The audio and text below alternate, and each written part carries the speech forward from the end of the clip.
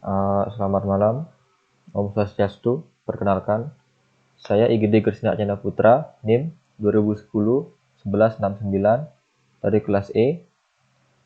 Sekarang akan mempresentasikan mengenai materi dari pertemuan 1 sampai pertemuan 7 mata kuliah desain web untuk ujian tengah semester.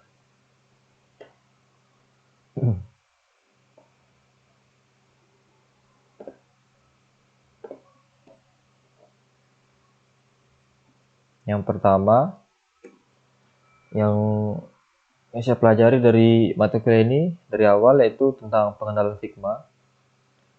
Figma itu kayak apa ya, tempat kita bisa ngedesain website khususnya untuk bagian UI UX. Dan kemarin sempat disuruh untuk buat mengenai desain website, dan ini adalah tampilan website yang saya buat waktu ini. Cuman ini belum selesai karena belum sampai ke tampilan mobile-nya. Jadi cuma tampilan desktop atau webnya aja. Dan di apa namanya, selain Figma juga ada namanya gini apa, Adobe XD. Itu fiturnya sama aja kayak Figma, cuman bedanya kalau di Figma kan nggak perlu diinstal kayak Adobe XD. Terus di Figma juga free, gratis, nggak berbayar, jadi lebih gampang dipakai. Terus untuk fiturnya juga ya lengkap kayak Adobe XD lah, jadi mending pakai ini aja daripada bayar mahal-mahal. Terus ini desainnya kayak gini. Habis Figma, kemarin sempat belajar tentang website usability. Ini tuh tentang apa ya? Bagaimana supaya websitenya itu apa ya? Bisa mobile, bukan sih, bisa user friendly gitu ke usernya. Maksudnya itu supaya tampilan websitenya itu nggak apa ya?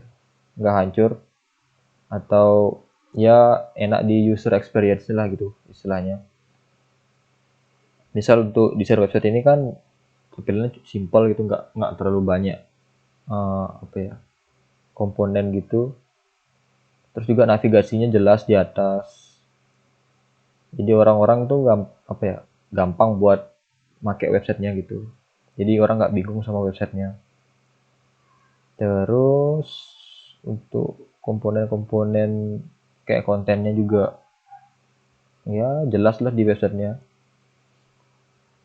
Jadi intinya website usability itu supaya website kita itu bisa apa ya, ramah di apa ya, bagian interface atau enggak user experience-nya. Terus yang ketiga itu ada struktur website. Struktur website ini itu apa ya, kayak komponen website dari atas sampai bawah itu kayak gimana sih strukturnya. Misal kalau di desain yang saya buat ini, strukturnya kan yang pertama itu ada banner yang jelas paling atas, navigasi. Kemudian ini tuh ada main content. Di sini pernah saya buat sih. Ini ada hero section, kemudian ada main page content.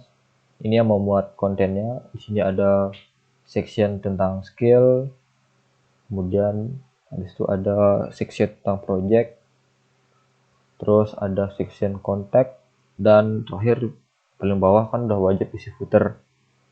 Nah terus di web ini kan nggak pakai sidebar, jadi lebih enak supaya nggak pakai sidebar, supaya apa ya, supaya lebih bagus ya tampilannya. Soalnya yang pakai sidebar tuh biasanya web-web lama gitu sih. Kalau web-web modern biasanya nggak pakai sidebar. Terus struktur website, kalau mau dilihat strukturnya itu bisa dibuat kayak hierarki gitu, kayak sitemap. Misalnya ini ada home, terus ada anak-anaknya, misalnya ada about, skill, project, contact. Jadi bisa dibuat dulu strukturnya kalau mau ngedesain supaya lebih gampang.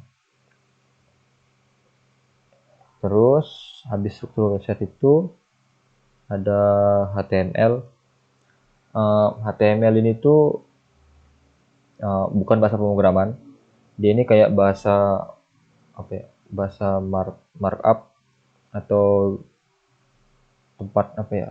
Tempat kita naruh bahasa pemrograman lah intinya. Jadi dia itu bukan bahasa pemrograman karena dia nggak bisa ngejalanin apa ya? Nggak bisa ngejalanin perintah atau instruksi atau metode atau prosedur kayak bahasa pemrograman seperti PHP karena dia cuman bahasa markup aja. HTML itu mirip kayak gini, apa namanya, kayak XML, ya mirip kayak gitu.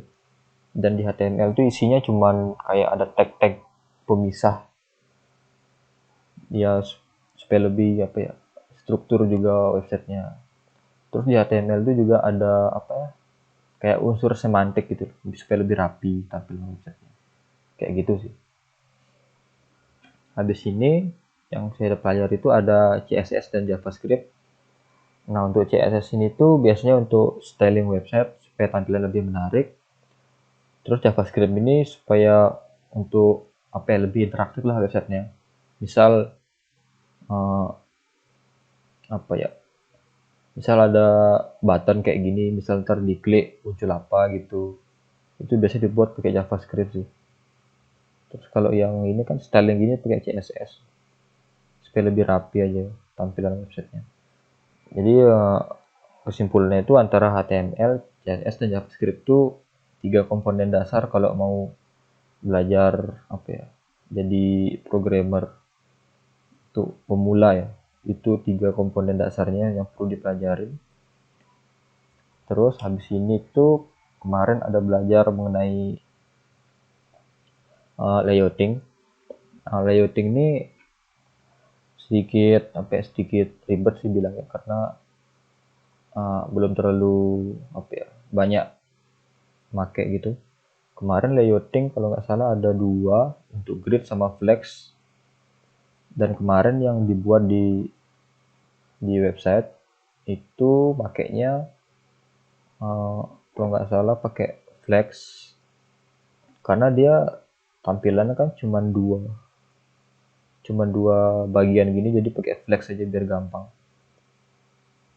Soalnya kalau pakai grid mungkin terlalu apa ya, terlalu berlebihan lah. Kalau grid mungkin yang cocok pakai gini, untuk tampilan yang banyak gini pakai grid biasanya. Kalau untuk tampilan kayak begini cukup pakai flex aja untuk ngatur layoutnya. Jadi nggak terlalu ribet kalau pakai grid. Ada juga sih kalau mau pakai tabel, cuman nggak direkomendasin kalau web kayak begini, nggak cocok kayak pakai tabel karena ya lebih sulit lah. Itu untuk layouting yang saya pelajari kemarin ada dua sih, flex sama grid. Cuman saya makainya flex karena lebih gampang makainya, itu nggak ribet. Kalau pakai grid mungkin agak ribet, agak lama buatnya. Terus habis layouting kemarin terakhir belajar mengenai CSS typography sama image atau gambar. Typography itu untuk styling font khususnya, kayak mana ya, misalnya ini untuk warna tulisan. Text transform ini untuk ya, transformasi teks supaya semuanya itu huruf kapital atau caps lock gitu. Terus ada apa lagi, tipografi yang kemarin dipakai ini text align untuk atur posisi rata kiri, rata tengah atau rata kanan. Terus ada letter spacing, ini jarak antara hurufnya. Terus font weight ini apa ya, ketebalan hurufnya. Terus font size ini kayak ukuran hurufnya gitu.